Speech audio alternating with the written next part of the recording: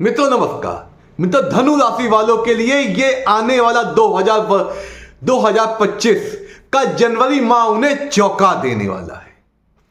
चौंका देने वाला मैंने इसलिए कहा क्योंकि कुछ ग्रह ऐसे ट्रांजिट कर रहे हैं या ग्रह गोचर में कुछ ऐसे योग बन रहे हैं जो आपको, आपके जीवन को चौंका देंगे, क्योंकि ये आपके लिए बहुत अच्छी खुशखबरी और बहुत अच्छे आयाम लेके आ रहा है। क्योंकि जो बुध ग्रह है उसका जो राशि परिवर्तन हो रहा है और सूर्य देव धनु राशि में जा रहे हैं, धनु राशि में हैं और मकर राशि में जा रहे हैं।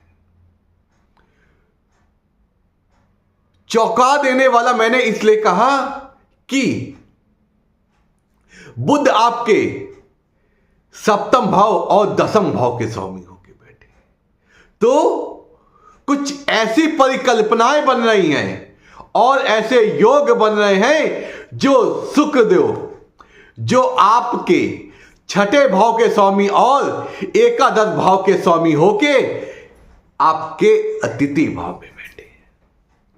अब बात करेंगे ये किस तरह आपके शुभ फल आपको प्रदान करेंगे और कैसा रहेगा स्वास्थ्य और कैसा रहेगा आपका बिजनेस। तो उसके लिए जो मित्र नए जुड़े हैं चैनल को सब्सक्राइब करें, बेल आइकन दबा दें। इससे क्या होगा, आपके जीवन को मंगलकारी और शुभकारी बनाने वाले वीडियो मेरे अति शीघ्र आप तक पहुंचे। आइए चलते हैं उन बातों को जो आपके लिए सुनहरे फल लिख रहे। सर्वप्रथम आपके लिए जो सूर्यदेव है इस समय धनु राशि है। जैसा कि आप कुंडली में देखेंगे कि आपके जो भाग्य कारक, इसका मतलब नवम भाव के स्वामी, जहां पे 5 नंबर लिखा है, इसके भाव के स्वामी आपके केंद्र में बैठ गए। केंद्र में यानी आपके लग्न में बैठे गए, जो आपको आत्मबल आत्मविश्वास देगा। 14 जनवरी के बाद सूर्यदेव मकर राशि में चले जाएंगे, जब मकर संक्रांति मनाई जाती है। लेकिन अभी 14 के पहले आपके लिए अति उत्तम, अति शुभ फलदायी हो रहा है और आपके जीवन में जो आत्मविश्वास की कमी थी, आप कार को करने से पहले ये सोचने लगते थे कि इससे नुकसान तो नहीं हो जाएगा, जो चीजें हमारी बनी है वो बिगड़ तो नहीं जाएंगी। लेकिन ऐसा नहीं है। अब चीजें आपकी 14 जनवरी के पहले आपके जीवन में अच्छा होगा। दूसरा, आपके केंद्र भाव के स्वामी, केंद्र आपके सप्तम, आपका सप्तम भाव केंद्र होता है और आपका दसम भाव केंद्र होता है। यहां पे मिथुन और कन्या राशि होती है, जो कि 4 जनवरी से आपको राशि परिवर्तन करेंगे। अभी ये दोनों आपके 12वें भाव में है, जो कि आपको इन भावों के से मिलने वाले शुभ का ह्रास कर रही है। ह्रास माने 12वां भाव त्रिज्याय भाव होता है। इसलिए अगर केंद्र का स्वामी अगर त्रिज्याय में जाता है तो उचित फल नहीं देता है, आपको के कार्यों में आपको मेहनत बहुत कराता है।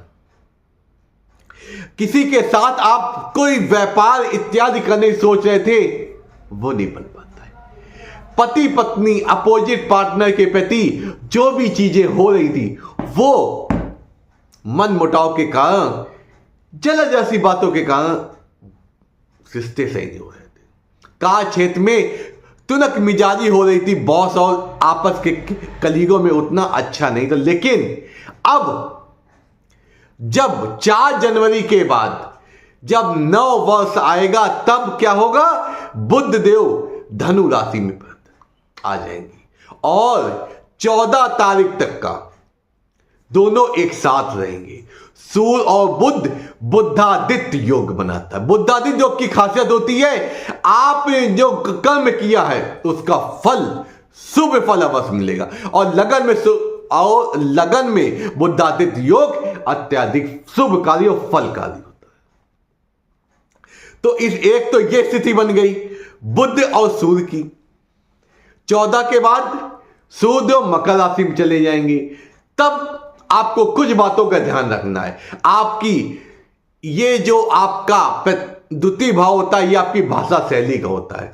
आपको अपनी भाषा में आवेश और अहंकार नहीं आना चाहिए, क्योंकि जो वाणी होती है अच्छे अच्छे दुश्मनों को दोस्त बना लेती और बनते बनते काल को बिगाड़ भी सकती है। इसलिए आपको ये चीज अवश्य ध्यान है, क्योंकि सूर्य वहां से आपके भाग्य भाव को देखेंगे, अति उत्तम होता है, अति शुभ फलदायी होता है। लेकिन आपके भाषा में कुछ अहम की भावना आ जाए, लेकिन आपको इसमें संयम रखना है और ऐसी स्थिति होने से पहले आपको इन सब चीजों का ध्यान रखना है। आपको अपनी भाषा शैली सुधारनी है और अपने स्वास्थ्य का बहुत ध्यान रखना है, क्योंकि आपके जो लग्न राशि है देवगुरु बृहस्पति इस समय आपके छठे भाव में वक्री अवस्था में बैठे, भाई ये ध्यान रखना। लेकिन आपके जो शुक्रदेव है, शुक्रदेव आपके तृतीय भाव में बैठकर आपके एकादश भाव के मालिक होके लाभ भाव के जो आपको लाभ कराती लाभ भाव के स्वामी तृतीय भाव में बैठे, ये भी बहुत अच्छा है। ये एक प्रकार से मालव नामक राजयोग होता है। आपको जो आपका जनवरी महीना है बहुत अच्छा जाएगा, शुभकारी होगा। आपको अपने, अब बात करते हैं शिक्षा की। आपके बच्चे इत्यादि इस समय शिक्षा में मन नहीं लगा रहे होंगे, क्योंकि यहां मेष राशि बैठी है। मेष राशि के स्वामी कहां बैठे हैं? नीच अवस्था में होके आपके 8वें भाव में बैठे हैं। बच्चों से प्यार से आप भाषा का इस्तेमाल करिए। कुछ बातें आपको अच्छी नहीं लगेंगी, लेकिन आप उनके करियर को ध्यान में रख के उनको प्यार से समझाइए, क्योंकि इस समय आप उग्र होकर उनके ऊपर कुछ ज्यादा कड़क एक्शन ले सकते हैं। इस बात का आपको ध्यान रखने की अति आवश्यकता है। वैसे जनवरी महीना आपके लिए बहुत अच्छा, आपके व्यापार में वृद्धि, नए क्लाइंट बनेंगे, क्योंकि बुध देव आपके धनु राशि में आ जाएंगे। जो सप्तम भाव होता है वो साझेदारी का बिजनेस होता है। आपस में संबंध अच्छे होते, चाहे व्यापारिक हो चाहे रिलेशनशिप के हो, संबंध आपके अच्छे होंगे, अति उत्तम कार्य होंगे, आप सपोर्ट करेंगे। और दसम भाव का मालिक होके बुध देव लग्न में जाएंगे, तो लग्न आपके कार्यों के द्वारा आपका व्यापार बढ़े। जो आप इतने सालों से प्रगतिशील होके कार्य कर रहे थे कि ऐसे क्लाइंट नहीं मिल रहे, अच्छे क्लाइंट नहीं मिल रहे, अच्छा व्यापार नहीं मिल रहा, वो आपका सही हो जाए। जॉब से संबंधित लोगों का जॉब अच्छा चले। इस